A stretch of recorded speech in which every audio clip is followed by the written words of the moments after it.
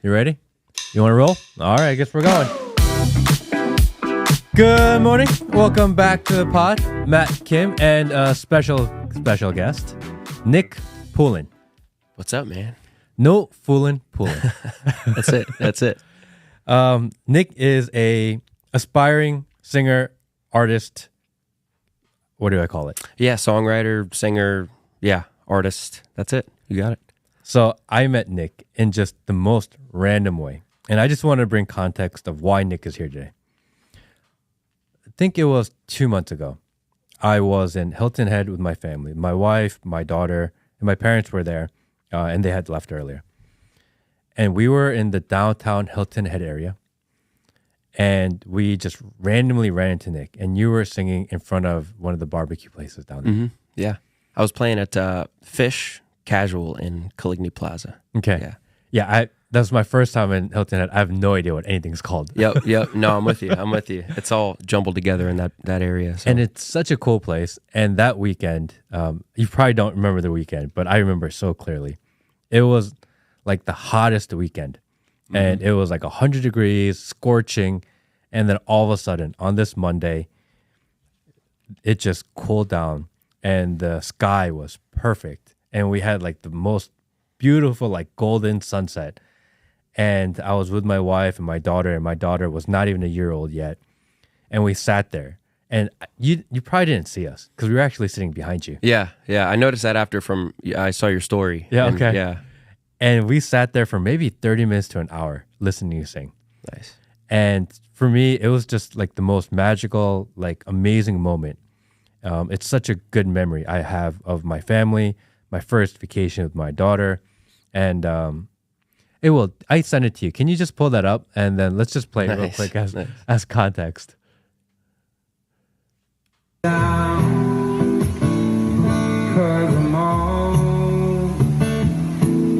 Standing on the ground.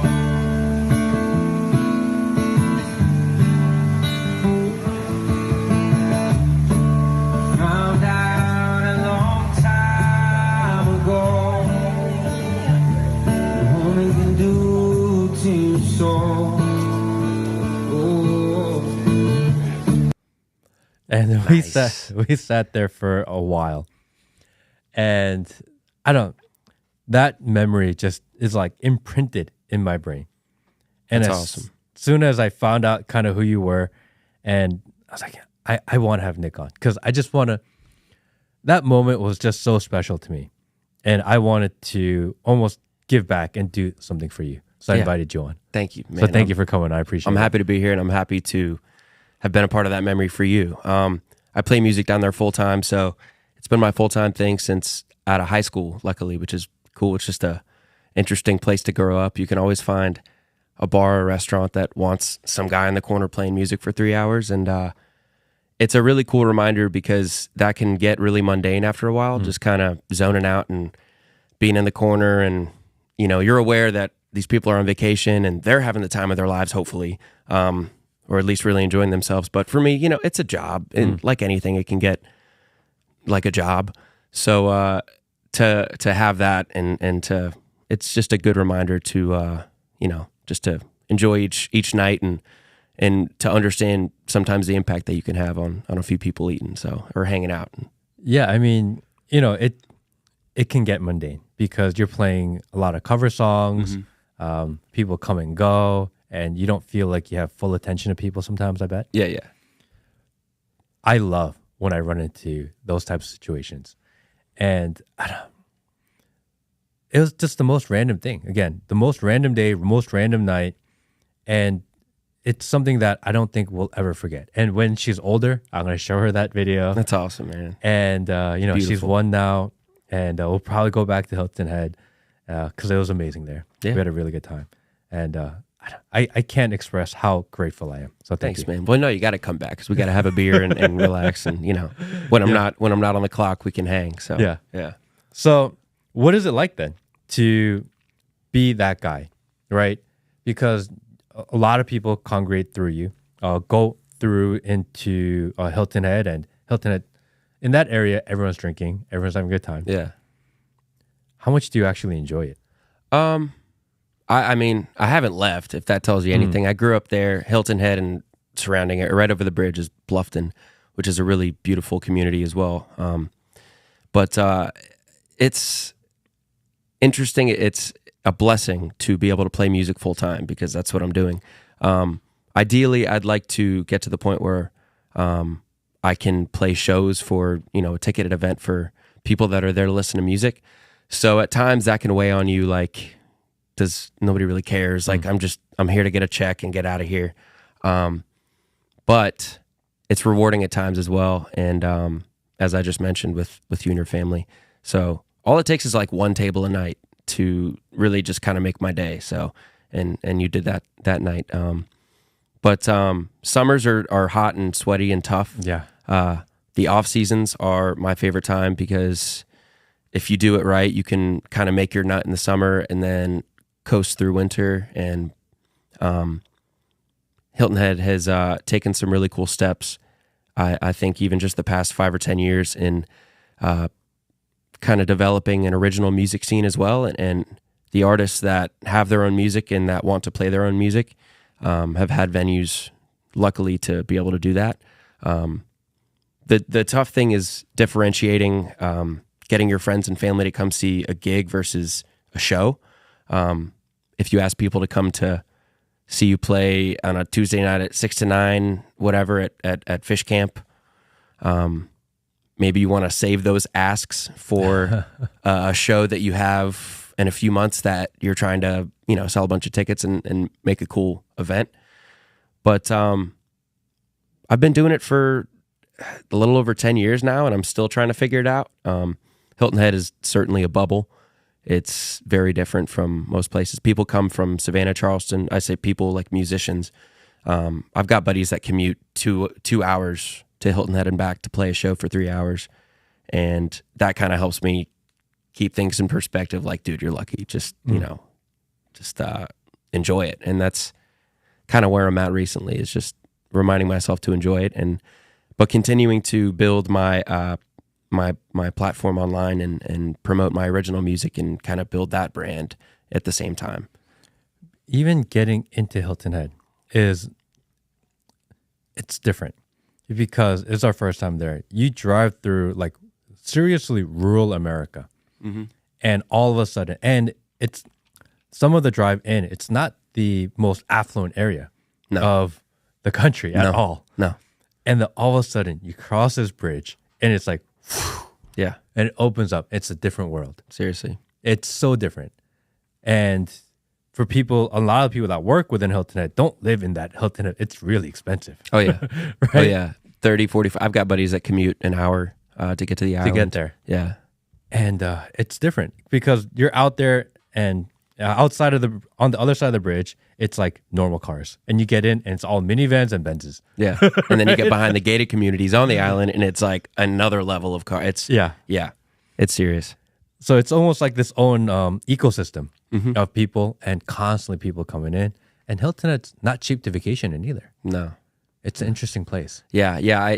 When I'm traveling or if I'm out west or whatever, I kind of hesitate to tell people, well, I don't hesitate, but I'll say like, yeah, I'm from South Carolina. Yeah. And that easily comes with some kind of negative connotation just by saying that. And it's hard to kind of describe to people like the bubble that it is. And it really is. It's just, it's an island right in between Savannah and Charleston. And it's its own little ecosystem. And you can be there and not really experience South Carolina as a whole, because it's just so different once you leave that area. It's a different world. Yeah, it really is. It's crazy. So then, why music? I really kind of, it's always been around. My mom always sang growing up. She sang in church. And I always just remember being drawn to it. I don't know, I always enjoyed being on stage, however that might sound bad. I don't know, little kid just wants attention, but I liked, I would do dramas and stuff. I grew up in church. I would do dramas, and it wasn't until I was 15 or 16 that I really picked up a guitar and gave it a shot. And my mom bought me a little like $120 do-it-all kit with a little cheap guitar and a little amp, and it still wasn't till a couple of years later that I really started to learn some chords and take it seriously. But I don't know, I just always have felt drawn to it, and it's meant more to me as I've gotten older, and it's meant different things to me as I've gotten older. Now it's just creative expression, and it's something that I need, as opposed to maybe when I was younger. It might have been just something I was like, well, if I can learn to play guitar, maybe, I don't know, a little kid in middle school, like, oh, it'd be cool. But now it really is just, it's a way of life for me now. And not to sound corny or whatever, but it is. And it's a blessing to be able to express myself in that way. And I think artists would say the same thing. I think you'd probably say the same thing about what you're doing here. And it's a really cool thing when you kind of find something that allows you to get it out, whatever that is, whatever it is, like processing your emotions or your memories or your feelings or whatever. To be able to get that out is everything, and music just became that for me. When did you know? When did you know that this is what I want to do for the rest of my life? Because finding that, and number one, realizing that is not easy, and then making the decision that I'm going to do it because I have to do it. And the starving artist route, it's a long road, bro. Yeah, right? I'm sure I don't have to tell you. Yeah. I forget who said it, but maybe it was like a Naomi Watts quote. It was like a 20-year in the business overnight success. Like, yeah, to you may seem these people that hit it big or whatever. It's never a straight shot, a quick journey. It's just a grind, and you have to enjoy it. You have to enjoy every day. Otherwise, you're going to start doing it for the wrong reasons, and that can taint what you're doing, and it can change the direction in a negative way. And if you just continue to try and get to know yourself better and stay on that journey and do it every day, then I don't know, maybe things will work out, or hopefully they will. But yeah, that's faith. Where I'm at. Yeah, faith. That's it. So I met you doing cover songs, and you do a lot of cover songs. Yeah, because that's kind of what attracts people. Give the people what they want. That's what they want. Yeah. What's your favorite one? Or how about, can you play your favorite one? Yeah, absolutely. I think that'd be really cool. Yeah, absolutely. I was doing an Eagles cover in that video. Yeah. I try and keep it all over the place just to, Yeah, I mean, I sat there for an hour. It's a good mix of a little bit of everything. Yeah. And quick question. I don't know a lot about guitars. It seems like guitar is small. This is a small guitar. Yeah, this is a, here, I'll show you. This is a Breedlove. It's a parlor style. Okay. Which is typical of like 50s like blues players. A little bit smaller body. Makes a big guy look even bigger, or the guitar even smaller. Is that typically what you play? Yeah, I just, for whatever reason, I've loved this style. There's a guy that grew up on the island that he's an artist, Trevor Hall. He's really cool musician. Check him out. He played a guitar like this when I would watch him in music videos when I was younger, and I always thought it was a cool look. This is a slotted headstock, so it's typical. People ask me if it's a nylon guitar, which is like a classical style, but it's a steel string parlor style guitar, and I love it. But people also ask me, like, what's your favorite cover to play? And for me, I think it's always like what song I'm interested in at the time, like what song I'm into. But this is one of my favorites of all time. It's Jason Isbell, maybe the best songwriter to ever live. I don't know, some people might come at me for that, but this one is called Stockholm. It's on a record called Southeastern. It's incredible.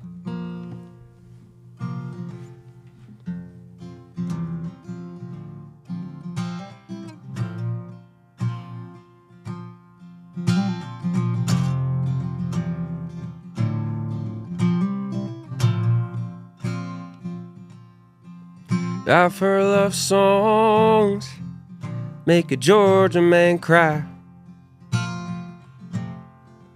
on the shoulder of somebody's Saturday night. Read the good book, studied it too, but nothing prepared me for living with you. So lock me up, tired of these shackles I wear. Tied up the keys in the folds of her hair. The difference with me is I used to not care. Stockholm, let me go home.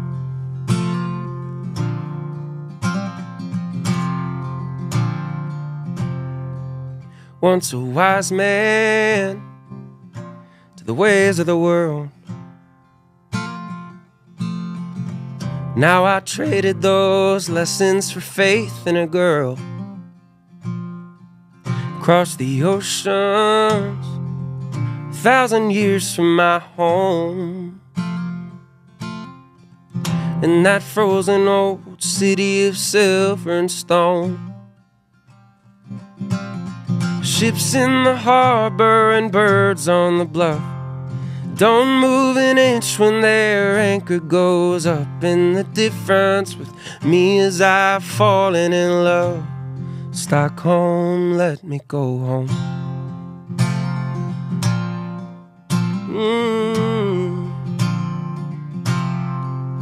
In the night so long, I used to pray for the daylight to come.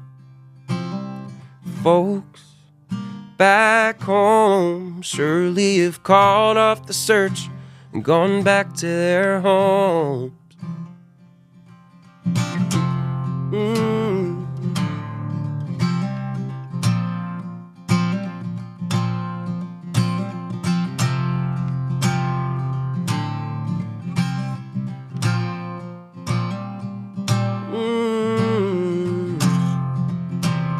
Ships in the harbor and birds on the bluff don't move an inch when their anchor goes up. And the difference with me is I've fallen in love. Stockholm, let me go home. Let me go home. Let me go home. Home.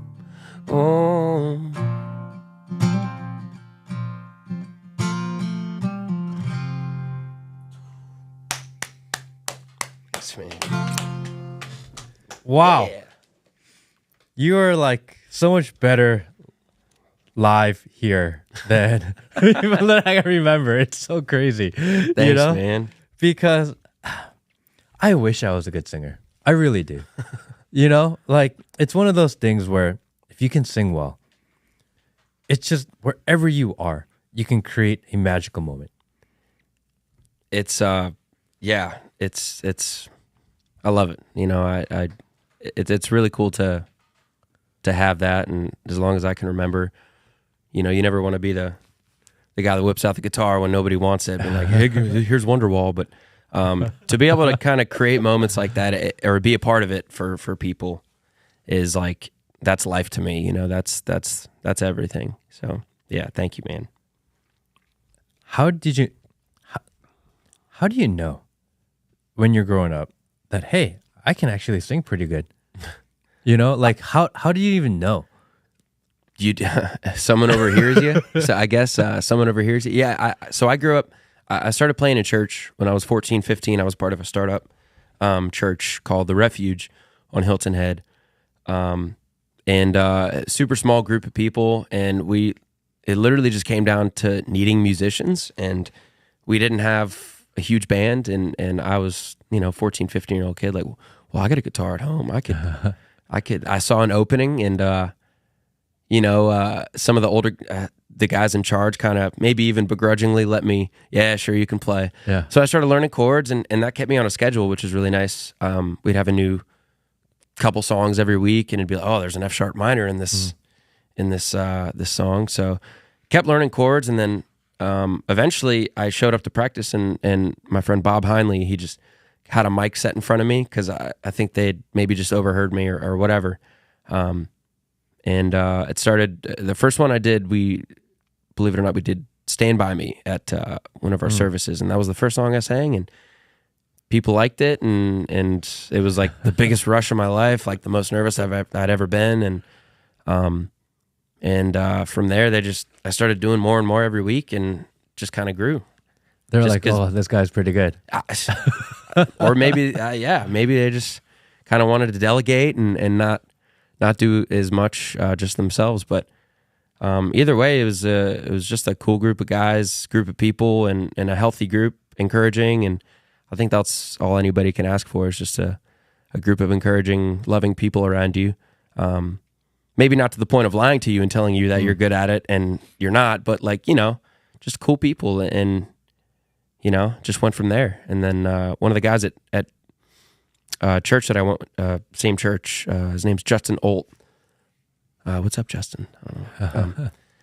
I knew he gigged around Hilton Head, and I was always like, man, I'd just kind of hinted in there, man, it'd be cool if we could play together, And then, of course, my mom shouts in and goes, yeah, you could be just in the nick of time. And I was like, oh my God. Yeah, but maybe not that, Mom. But yeah, that's a good idea. We Thanks, should play. Mom. Yeah, thanks. I love her. She's always been number one support. Yeah. So I knew, and then finally, after maybe 6 months to a year, I don't know how long it was of asking him, bugging him, he's like, yeah, I've got some buddies downtown Bluffton. They want a gig, and that was my first paid one. I think I was 16 or 17, and went from there. And I was like, dude, you can get paid for this, and they're gonna give me pizza, and I'm what? Those poor servers. I would have my friends come, and we're a bunch of 16-year-old kids, so they're ordering like water and sweet tea, and like sitting there for 4 hours, and they're like, can you guys get something, like spend some money? But that's how it started. And then I just got plugged in, meeting people from there, and it's been going ever since. You have a really interesting tone to your voice, and almost it's different. Is that Thank something that is learned? Is that something that's natural? Like, how does that progress to develop kind of a unique voice? Yeah, no, I just kind of always have sounded like that. It's gotten, maybe a little deeper as I've gotten older, but I think everybody has kind of their own flavor when they sing. It's just some of my favorite voices are super distinct. Steven Tyler, like, I don't know, like CeeLo Green, like that kind of, immediately when you hear it, it's like, oh yeah, that guy's got it. But yeah, no, thanks. Yeah. Who's your favorite? Maybe that you listen to, that you aspire to, that kind of molded you into kind of who you are. I feel like it's always changing, but growing up, like I mentioned, I grew up in church, but so the only thing that was on our radio stations in the house or whatever, CDs, was a lot of Christian music. And I listened to a lot of Switchfoot. So that was like the first big band that I really loved. Switchfoot, Reliant K, like some of these like, early 2000s, like, Christian bands. But I always loved John Foreman. He's the lead singer of Switchfoot. He does all the writing or most of it. And I always loved that style. And I always looked up to that. As I've gotten older, it's always changed. I love amazing songwriters, Jason Isbell being one of them. But I've just kind of I'm all over the place, man. I think it's important to draw from a lot of different places. Get your inspiration, get your ammo from as many places as you can. But what's most important for me is that if it sounds honest, and if it doesn't sound pretentious, it doesn't sound like they're trying to be anything that they're not, and it doesn't even necessarily have to be a technically amazing voice. Like some of my favorite voices are you can just tell they mean it, and I can't think of any at the time or right now, but Have you done like music school? No formal training. YouTube University. Yeah, the best one. Yeah. That's all you need nowadays. If you really want to do it, you just kind of make time for it. Like I would just go home after school and pull up some. I love like Dave Matthews, John Mayer. I'm all about those. Are like in my top for sure. Yeah. But I would just pull up like a live video and like, ooh, what's that chord? Like we're gonna and just kind of go from there. And if you want to, where there's a will, there's a way. I feel like I think the only band I've seen more than a handful of times is Dave Matthews Band. I loved Dave Matthews Band growing up. I love it. Listened to so much of it, and I'd go to his concerts, and he would just start, like just going. Yeah. He would like start our little riff, and all of a sudden it's like 15, 20 minutes long. Yep. And there's no end. Yep. And it's so honest and genuine. Yeah. Because really, it's like him, the band, and they're just jamming. Sure. And I don't know. I just really related to that. I thought that was just something so genuine about the fact that they're just playing music. Yeah. It's not performing. They're not doing specific songs. They're just doing what they love, and you can feel that energy. It's a powerful thing to be able to do that on that scale, for somebody as successful as Dave. Dave, like we're on a first name basis. What's up, Dave? Yeah, right. Yeah. To be able to do that is like, that to me is like, that's just human. That's like in us, to be in a huge crowd like that, everybody singing the same words. There's something like just primal about that just makes you feel. But to have that power and to think about it from his perspective, like I said earlier, like jobs become jobs at some point. There's probably nights, there are nights where I'm sure he's like, man, I don't feel like playing tonight. But to keep it fresh and interesting for yourself like that, for that crowd, that's it, So you go to use him as an example, you go to 10 different shows, all 10 of them are going to be completely different. And they're going to do different versions of the same songs. They might play the same songs. It's going to sound completely different. And that's amazing. That's beautiful. That's the whole thing. And that's for him, even maybe selfishly for him, that's what keeps him self-interested. Interesting. I never thought of it like that. Yeah. To keep up the monotony of doing the same song over and over again, you just add a different flavor. And that's interesting because if you go to the show, a lot of people that love Dave Matthews Band, for example, go to so many of the shows. And if it was the same show, then it'd be boring. Yeah. Yeah. That's why he's got 100 live tracks albums on his discography. Because 41 might sound completely different on these shows. And it's like each one of them are amazing in their own way. And I love that, man. I'll put out different versions of my own stuff because it's kind of fun to revisit and, maybe what you're singing about at the time when you wrote the song, it might mean something to you different 5-10 years later. And that's really cool to me. I love that. So you do have several original songs. How many songs have you, maybe not wrote, how many songs have you recorded? So I have my solo stuff, and I've got a band, we're called Pretty Darn, and I started it with my friend Kyle Wareham like 8 years ago. So us together, we've recorded, we've got a new album coming out. Awesome. 8 brand new songs, and we've got 2 records out already. So there's with 8 songs apiece. So there's 24 right there. We've got a few kind of unreleased, like live, maybe like 25 to 30 we've done as a band, and then I've got about 10 myself. I've got some stuff coming out too, but 40 to 50 maybe. What's the goal? I mean, obviously you'd like to pick up traction, pick up eyes, pick up ears. Yeah. But where does this journey end? What are you aspiring to? Yeah.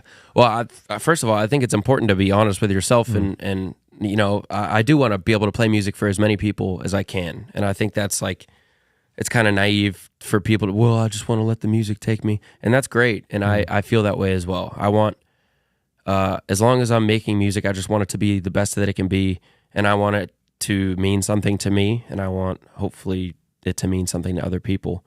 So that's the most important thing for me, but gaining a bigger platform and hopefully affecting as many people as you can and having as many people hear your music, that's a goal for me as well. And I don't know exactly where it's going. I think it's a funny thing when you make plans. It's just kind of God laughs at your plans, and for now I'm kind of just learning to be content with the creative process and just enjoying it, making sure I remind myself as often as I can that it's a blessing to be able to go hang out with my friend Luke in Asheville and chill in his amazing cabin and spend a week just creating and recording and being in nature. Like, that's it. Like, there's no thing that, I don't know.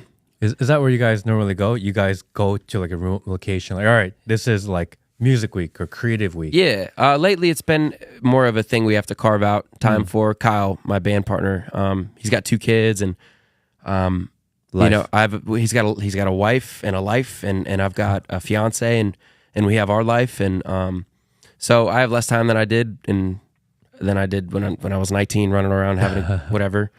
But Kyle he's got a studio at his place. Our records have been pretty homegrown, which is cool. He's a great producer and has been responsible for all that for our Pretty Darn records. But recently I mentioned Asheville. My friend Luke Mitchell, he's in a band called the High Divers. And he and his wife Mary Alice, they've got their spot up there in Asheville. And that's just been kind of the place recently that I've been getting plugged into, because it's far enough away from Hilton Head to feel different, feel like a change of pace, feel a change of scenery, and get away from that. A little bit of different crowd. Yeah. Look, different crowd. And Asheville's nice too. I love it. That place blew up. Yeah, seriously. Wow. Yeah. When I was there maybe 10 years ago, it was just like a creek and a couple of old restaurants. Now it's amazing. Breweries and a lot of music, a lot of comedy, whatever you want to do. It's a really cool spot. And he's got a place north of Asheville in Marshall, which kind of like Hilton Head, where if you leave Hilton Head, you get into South Carolina. If you leave Asheville, you're into the mountains of North Carolina, and it's very different. And I love it. There's no cell service up there. I can like just completely unplug. So just enjoying that, like understanding that that's not something that a lot of people get to do, and like just really focusing on enjoying the process. That's where I've been lately. So to answer your question, I don't know where it's going, man. I'd love for it to keep having steady forward progress, and get better at writing, get better at performing, and to do that, I feel like you just have to I have to get to know myself better. I have to continue to grow as a person, and hopefully the art will kind of come along with that, you know? Let's we have a few original songs. Maybe we can do one, and then you can kind of explain what the song is, thought process behind the song. I think that'd be pretty cool.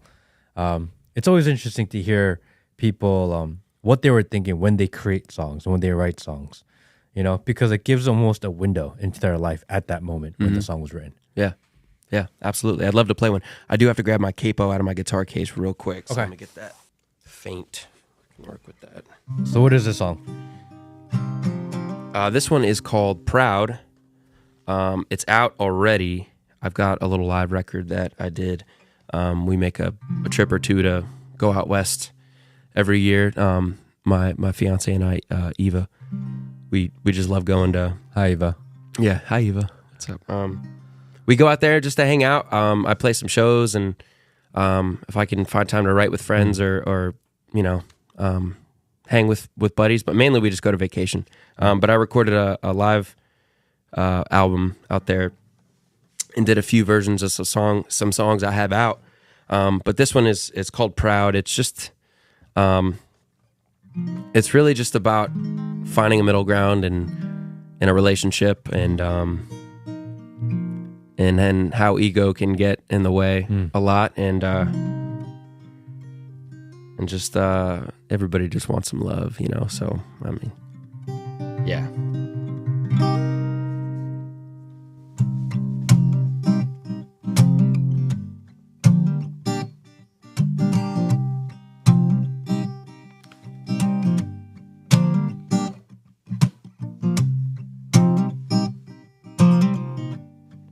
I'm not so good at listening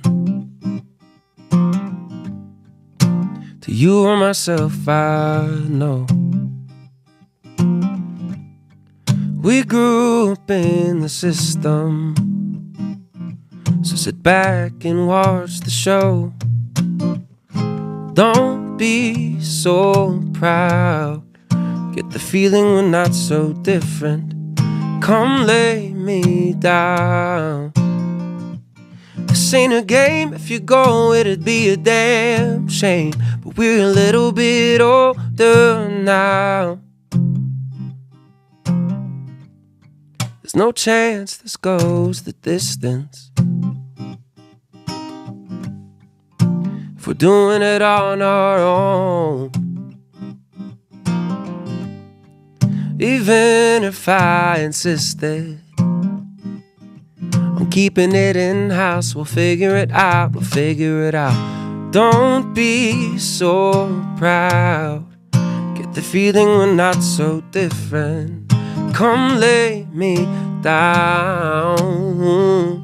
This ain't a game. If you go, it'd be a damn shame. But we're a little bit older now.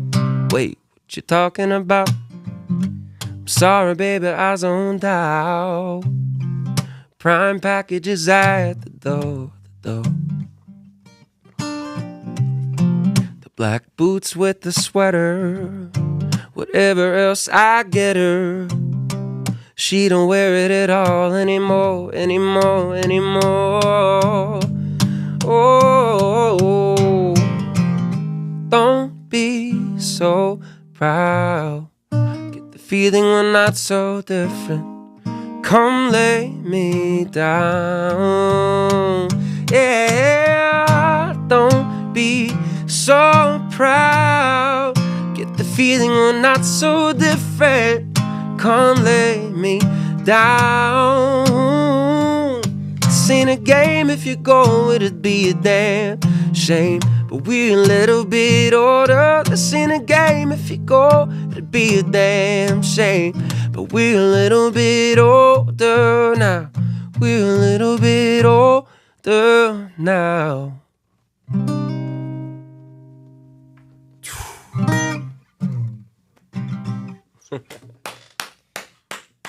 Thanks, man.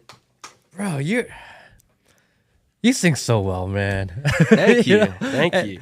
I know I just said this. I wish I could sing like that. You know? Like, I feel like my life would be different. And I feel like everywhere I go, I just sing everything I see. You have such a cool tone to your speaking voice, man. I'm sure, hey, singing is just like any other muscle. It's just repetition and getting into it, man. It's really hard to train your ear to hear well. That's the hardest part, right? Yeah. Like, my pitch isn't horrible, but it's almost something. Having good pitch is almost something that you can't teach. Can you? Yeah, like, I don't if you're know. tone deaf, you're tone deaf. I think so. I think for the most part, people have. I think people that are truly tone deaf are few and far between. I don't know where the story comes from, but well, singing is just something that everybody has. I think. Maybe that's easy to say for me, but there was a story of a photographer in Africa or something, and these kids in this tribe were having a great time dancing, jumping around, having a great time dancing, whatever, partying, and they said to this guy, I assume he's American or whatever, they're like, "Come dance with us, come hang out," and he's like, "No, I don't dance," and they looked at him like he was crazy, like, "What do you mean you don't dance? Like you just dance, you just do it. It's not something that you're taught, you just kind of, it's a way to express yourself." So, and that's how I feel about singing. Yeah, I think some people are born with maybe having, people are born with perfect pitch or whatever, or a good ear. But I feel like it's something for everybody. So. Yeah, and I want to agree with you, but sometimes I go to karaoke night, and some guys go out there and some girls go out there, and their intent is, I'm gonna crush this song. Sure, yeah. And they go up there and they walk up with such confidence. You're like, oh, this is gonna be really good, and you're like, oh, damn it. But that's a lot of it, though. I mean, and like I said, like, some of my favorite singers aren't technically good singers. You just got to mean it, Yeah. I think the same of any form of art, singing, dancing. If you mean it, I'm on board, man. You got me, like, because that's all anybody can do when you're an artist, is be vulnerable and try not to be pretentious. Try to be honest, and that's it, man. If you're enjoying yourself, then screw it. It's for you. Even if you're the only one that might enjoy it, like, that's for you.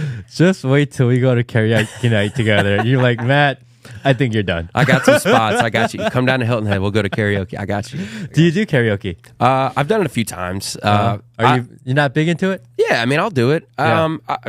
For whatever reason, I never end up at a place with karaoke. Yeah. But yeah, if it's around, man, I'll hop in line. I'll do it. Yeah, my brother was telling me about. He used to. He was in the Army for years, but he was in Columbus, and there was some bar that he would tell me all the time about. It was called like Dark Horse or something, but the top level was karaoke, but leveled up. It was a full live band, and they get you, like what song you're gonna do, and then you play with a full live band. Oh, wow. And you go full on pop star for a little bit. He kept telling me about it. He's like, man, you'd love it, because he's got a good voice himself, so he'll get up there and jam and sing. But yeah, man, everybody should be able to enjoy that, even if whatever. Just don't get in your own way and think that, well, nobody wants to hear this. Like, screw it. Just do let it. loose, So, how many siblings do you have? I've got a brother and a sister. They all sing? My brother sings. My sister doesn't really, that I know of. Maybe I can coax it out of her or something. But And your mom sings? and my mom sings. Yeah. So, was Christmas like? Do you guys do caroling? No, not really. What? It seems fun, honestly. I would get behind that. But You guys don't sit around and like play music together and sing together? You have a family of singers. I know, not a whole lot. What? I know it's sad. This Thanksgiving and Christmas. This Thanksgiving and Christmas, I think you gather the troops. Yeah. And you're like, we're going to do some songs together. We do, however, we play most Sundays together at church. So Okay. like my mom will sing, my brother plays bass and sings, and we play quite a bit together down in Hilton Head, Savannah. A bunch of gigs. So we're luckily really? we do get to play a lot together. Okay. Me and my brother, and then like I said, my mom sings with us. We all play Sundays, but so that's nice. I love that. But we're not, when I'm home, I hate to say it. When I'm home, I don't really get out my guitar a whole lot Yeah. because especially if it's like mid-season, I'm playing a whole lot, and that's not good. I like to save time for like actual creative time with my guitar, but sometimes I just don't want to look at it when I get home. Yeah. So you sing with your mom and brother in church every week? Yeah, most weeks. We've got this. That's this interesting group dynamic. of people. Yeah. It's fun. It's a good group of people. Freedom Life Church, Bluffton, South Carolina. A good group of people. Ken Cox and his family. They it started with just, I think he just needed help, needed bodies, needed people to help out with music. He's a ridiculously talented musician himself, but he was trying not to do it all himself. He doesn't want to be the one man show. How big of a church is it? Not big. It's 50 people, growing, which is cool. For whatever reason, I've always ended up in smaller startup churches, the groups that I'm. Seems a little more honest, doesn't it? Yeah, yeah. It's easier to get to know people. It's easy to get lost in the mega church. Less, A lot of politics. less A little bit choreography, of drama. less production. Yeah, I feel the same. It's really nice to be able to get to know people on a more intimate level, and that's where I think true change can happen. I'm not trying to get all religious or anything, but for me, it's about the people. It's just getting to know people, growing together, and to be able to play music with my family every Sunday is a pretty cool cherry on top. I love that. What type of music do you guys play when you guys are in church then? And do you guys Contemporary, anything from churches like Elevation, Maverick, City, like you mentioned. Whatever's big, just like guitar, like full band, fun stuff. Yeah, hopefully fun stuff. And that must be so much fun because it's not a huge congregation. So you guys are all in kind of a smaller space and you have a full band. Yeah. So the energy must be just ridiculous. It's cool. Yeah, it's a lot of fun. Because we talked about how performing in small, intimate spaces can sometimes feel more electric than being in front of a big crowd. Like, yes, you get the crowd energy, but you don't get the intimacy that a small room does. And you're in that every week. Yeah. I almost get more nervous in front of a crowd of 20 than I would a crowd of 200. Because I'm looking at you in the eye as I'm playing sometimes. Nowhere to hide. No, nowhere to hide. And some of my favorite shows that I've played, I've done a couple like house parties and stuff with like maybe 30 to 50 people, and there was this incredible venue in Bluffton. Unfortunately, that's no longer around, called Roasting Room. It was a whiskey bar listening room, and the vibe there was like incomparable. Like it's 75 people, and it's tight, and it's like just like this little box of people just staring at you, and that is like, that's where you really get better. And there's nothing like that with an intimate little setting like that. I love it. Can we do one of those? Yeah. I want to hear what you would play on a Sunday with your family. I think that's yeah. I mean, is that possible? yeah. I usually got the words in front of me. Maybe not. Maybe not. No. Next time. I got you. Yeah. Next time. Okay. It's because playing with family must be so different, and within band and music, there's like drama. There's fighting. How much drama is there? Luckily, the stakes are pretty low. Yeah. Well, I don't mean to say that. It's really nothing crazy. But still, As long as ego doesn't get in the way. Yeah. I feel like I'm okay at diffusing situations sometimes. So even if there's a little bit of like something, who's got the biggest? it never ego? turns into. I'm not, maybe me. I don't know. Yeah. No, Like how honest are we with ourselves? The cool thing at church is everybody is there for the sole purpose of, of being there for God, and it kind of takes the attention off of the people themselves. And so that's a really nice thing. Of course, in bands, when you're playing shows, you come across people with bigger egos than others. And I don't know, I kind of find my way of avoiding that as often as I can, just because I feel like that's the opposite of art, is allowing yourself to I don't know, think your crap doesn't stink or anything. We don't need that. So we've seen recently some artists just blow up out of nowhere. Oliver Anthony, out of nowhere. Yeah. This guy just one video clip, and out of a sudden, he's like, everyone in the world knows who he is. Yeah. And it's been interesting watching him, how he handles that too. That's been a very interesting. What do you think about what happened to him and his journey? It's incredible. It's I think it would be terrifying. Yeah. 0 especially to like nowadays. 1,000,000 miles an hour. Yeah. Especially nowadays, I just feel like, it'd be like, shoot, what did I tweet when I was 13? I don't know, even to that level, like, oh my gosh, like everything you're going to do or have done is going to be under a microscope. I don't know. I'm sure he's not hiding anything or whatever, anything crazy like that. But that to me is It's scary. incredible and terrifying. I would just put it that way. No time to kind of protect yourself. Yeah, no time to process. No time to. I doubt he really has much time to enjoy it either.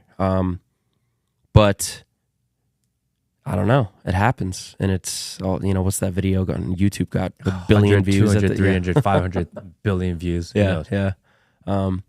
But it's because that was a real performance, man. That dude's got it. He meant it. But Because he's got a really interesting voice too. It's different. It's not something people are used to. And it's not something that I want to say mainstream America would typically listen to. Yeah. And it just kind of came out of nowhere. This kind of tone, this twanginess that is almost country, but it's bluesy, but yet it's so different. I think that kind of writing is that's like pop now. That's top of the charts. Zach Bryan, Noah Kahn, some of these artists are just painfully true lyrics, like just damn the man, damn the system. Yeah, that anti-establishment to it, and just like total honesty with themselves, and that's what's shining through, which is awesome. Yeah, because that's all. I think that's what should be up front. It's just honest, good music, and that's what's the top of the charts. That's what people are gravitating towards nowadays, which is I think really cool. And I don't know, even to bring up like talks about like AI taking people's jobs, like that's one thing I don't think anybody will ever get their job taken by a computer. Is like if you can deliver an honest performance, if you can deliver If you can show yourself truly, you can't replicate that. You can't put that into a system. And No, AI can do the task. They can maybe put together some chords, maybe add some music or add some layers, but it can't replicate the emotion and the emotion that it creates. yeah, You know, it's so different. So people are worried about AI with art, with AI with music, and we've seen some of the deepfakes and the AI generated music out there, and those are hilarious. they're pretty good. You ever seen like Plankton singing Adele? Like No. Plankton from SpongeBob? It's the most hilarious thing. Can we find that? Can we find that? It's like, Plankton. look up like Plankton rolling in the deep. It's the funniest thing. Oh my gosh. I need to hear this. It's so great. It's too good, honestly. But yeah, like they're pulling all the audio from all these episodes and just spitting it into. I love it. You can get SpongeBob singing freaking whatever you want. It's the goofiest stuff. And I think AI will take like you said, it can generate some chords and maybe some semi-generic lyrics or whatever, and it'll be able to create an ad, maybe music for an ad for Target or something. But to make something that's going to go really resonate with people, I think make like timeless good music, I don't think it's going to get there. So as long as we as artists can do that and be honest, I think we're good. What happens when a computer generates the first song that makes people cry? I don't know. Would that change it then? Would we change our stance if they could I bet generate they're a song? already out there. I bet I could probably get teared up by some of these already out there. But, yeah, I don't know, man. Because there's certain music, especially when you talk about big mainstream music, a lot of it's based on formula, right? They know what works, they know what resonates with people, and yes, there may be exceptions to the rule, but they pump out a certain amount of formulated music that know it works. If that's true, then what if a computer were just to mimic that and like, we're going to make one and we know at this exact moment, if we drop this chord and put this in this type of minor at this The moment, tears are coming, you know? that you're going to get some response. Yeah. What if that were to happen? I don't know. That'd be crazy. I never thought about it. I but- don't want that to happen. Well, I don't know if I do or not, man. I guess we'll cross that bridge when we get to it. If it's good music, it's good music. Yeah. I don't know. It doesn't matter if a robot made it. If it's AI, you know what? Cool, man. Just don't tell me. Just don't tell me. Just say it's some guy and so, I don't know. Will made it. Yeah, sure. Yeah, absolutely, man. I'll get behind that.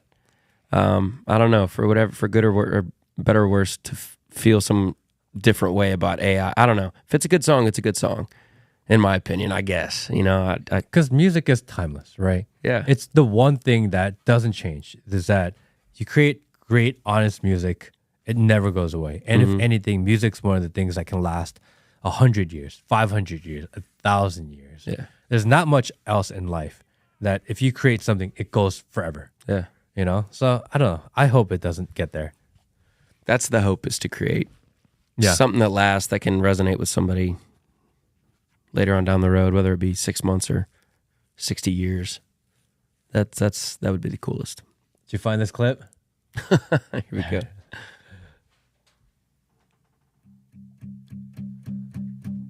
There's a fire starting in my heart.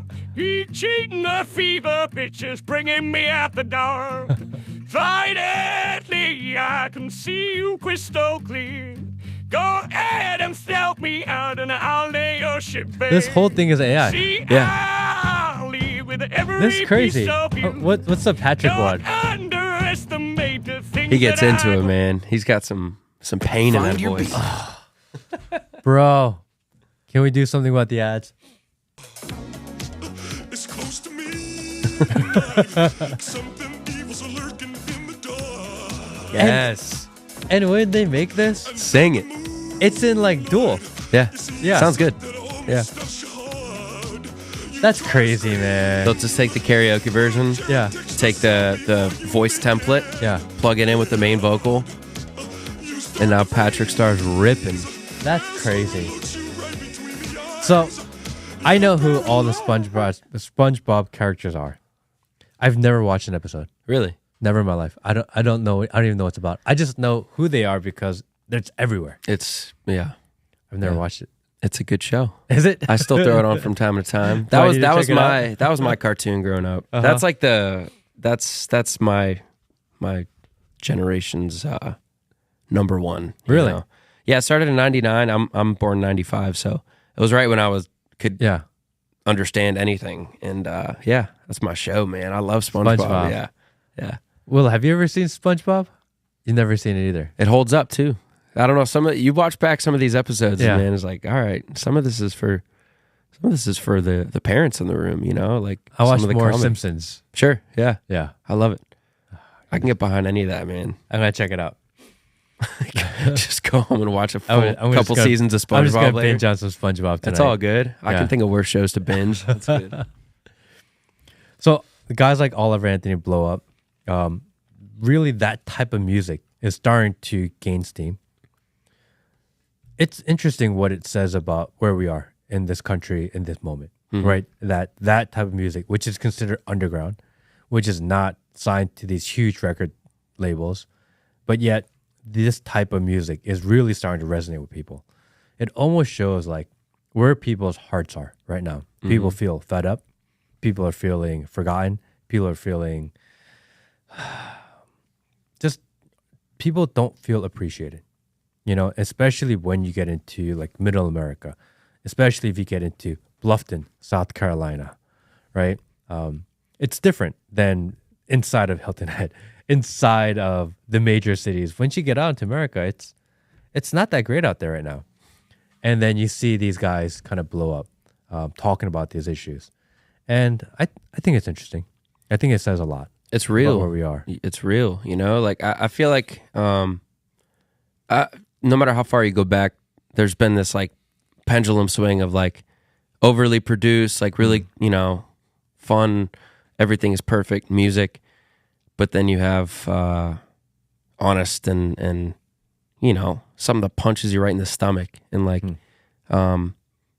there's music, there's room for both. You can have the windows down, riding over the Cross Island Bridge on Hilton Head, having a good time, listening to good music. Sometimes I want to throw in some headphones and just like get my feelings, Yeah. Both are equally important. And even just like from a production standpoint, everything, you can spend $100,000 in a studio recording a few songs. But now everybody's got GarageBand on their Mac, or everybody's got voice memos on their phone. I know people are putting out straight up like press record on my voice memo right now, and I'll put that out on Spotify tomorrow.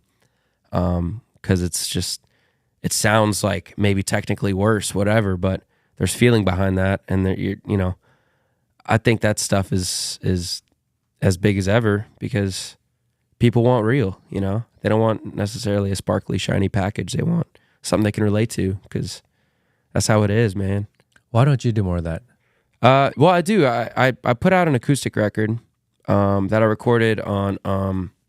I bought this little like 4-channel. It's a Tascam, little portable recorder. That is like my favorite thing in the world, on the recommendation of my friend John Cranford. And I took that. That's what I recorded. That live record. It's called Silver Lake Sessions. Did 5 songs on that. Just kind of like this, just like 2 mics and in a big open room, and it's like my favorite thing I've put out. I can go into the studio and spend all this time and putting all this effort into making sure these sounds are exactly right, or I can just kind of capture a moment, and if I'm feeling good, and I love that maybe more than anything we've ever put out. Even, and same for Pretty Darn.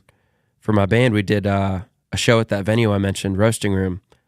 We did like 20 songs, and we put it out because we listened back after, and we're like, good Lord, like we were like really into it, and we felt it. And there's something about having the crowd noise in there, and those organic recordings are by far what I gravitate to most when I'm listening to my favorite artists. I love the live records.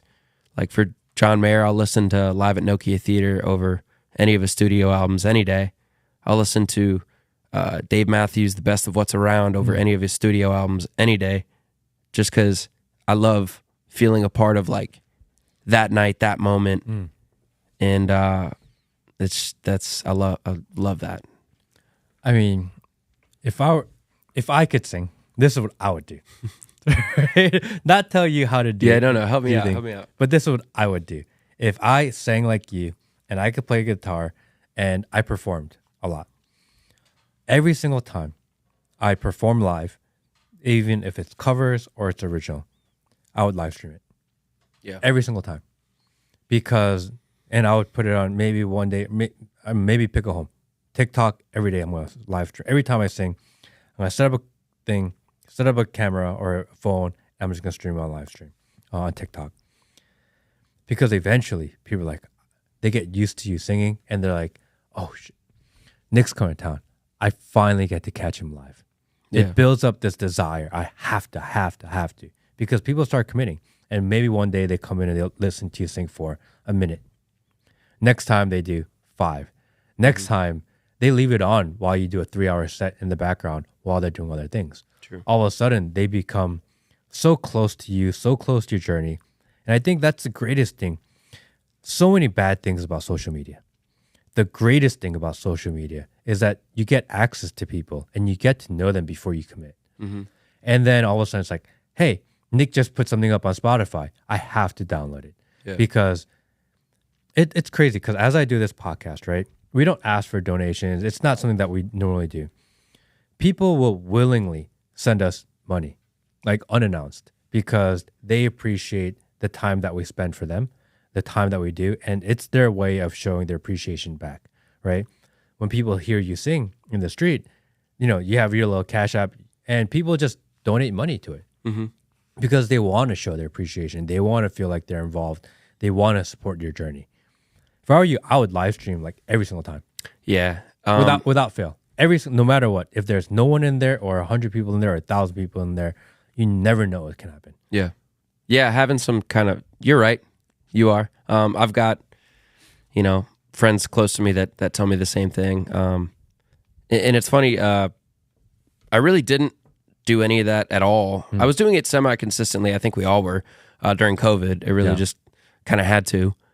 And looking back, like, that was super cool to be able to get on. I would just sit on my porch every afternoon, and I called them quarantunes. Oh, that's fun. And I would just hang with my friends virtually, whatever. I've got buddies that do Twitch, and they're like, man, you should just sit there and take requests and do that. So starting next week, no, I don't know. No, I honestly though, I should. I've got to do more to have an online presence, and it's everything right now. It's everything. It really is. Yeah, you've crushed it. Let me get some notes, man. I'll take it and run with it.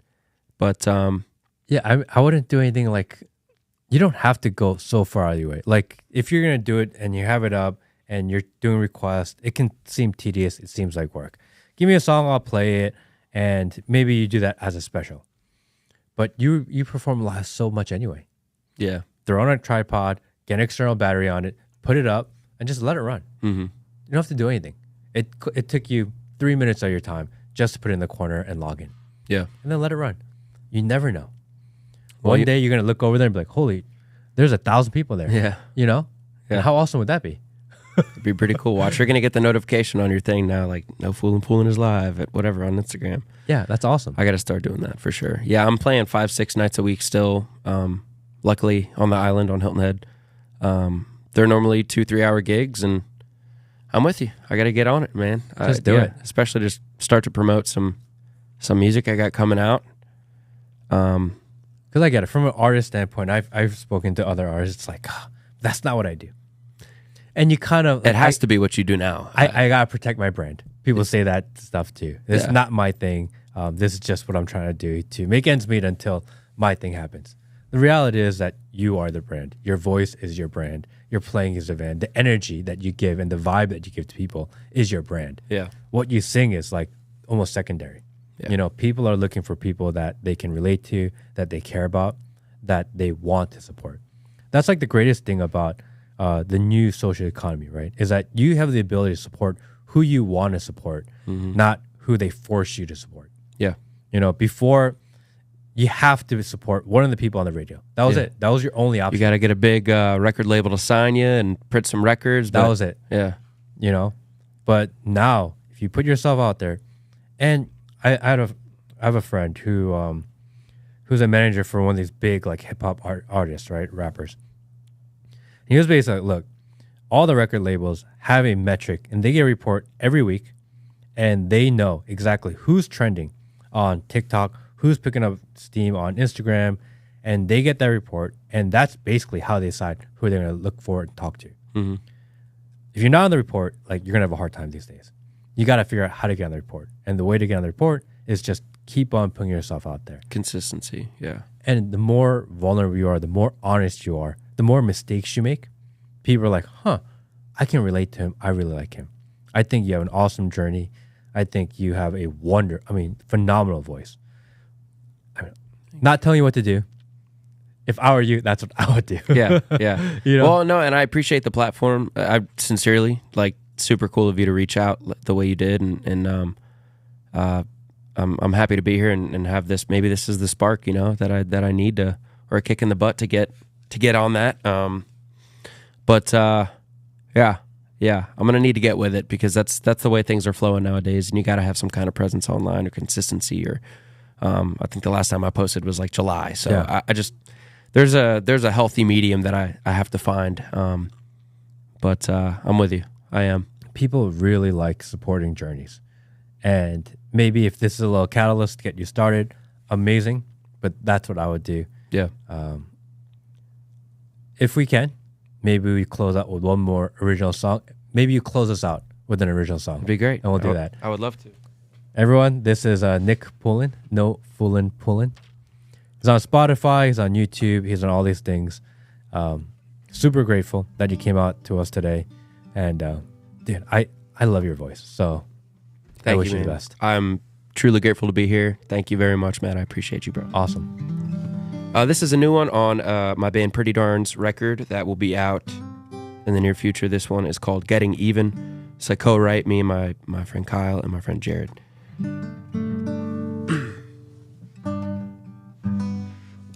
me do that again.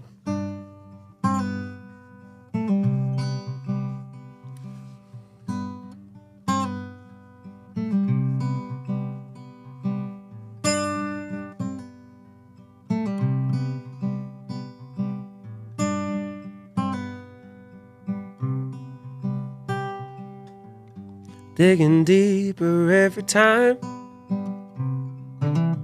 Sink your teeth and I don't mind. You take the bed and I'll take the blame tonight.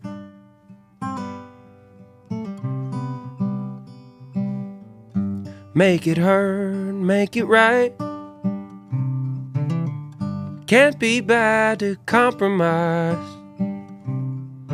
You go to hell and I'll meet you there. If we could be loved and be right, we wouldn't be in this fight. 'Cause you ain't leaving. We both know I ain't evil. You ain't cold. I didn't mean it. Let it go. 'Cause getting even is getting old.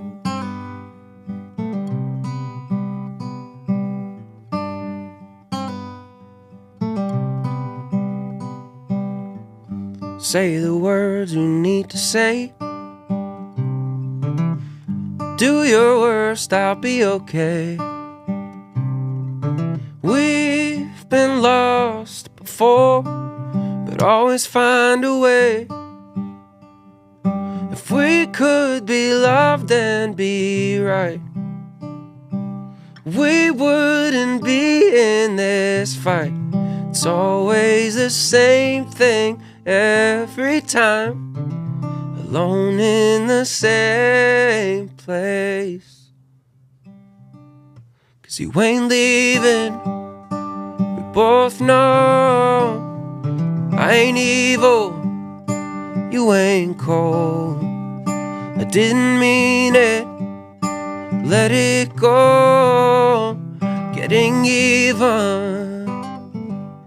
'Cause getting old, you ain't leaving. And I ain't either. We don't need this, let it go. 'Cause getting even is getting old.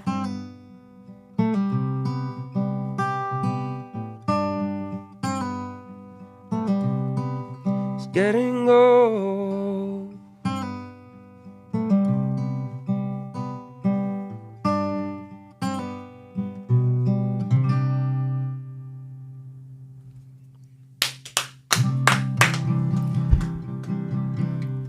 Thank you, everybody. Thank you very much. Bro, sick. Love it. Dude, you're so fucking good. Holy cow.